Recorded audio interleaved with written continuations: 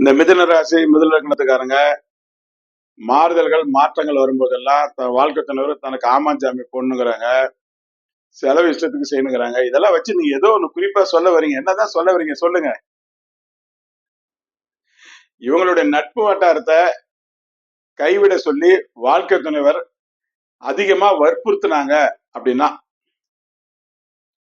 இவங்க வந்து வாழ்க்கை துணைவரின் தொடர்ந்து தீராத மன வற்புறுத்தல் இருக்கு பாத்தீங்களா, அதை இவங்களால பொறுத்துக்க முடியாது.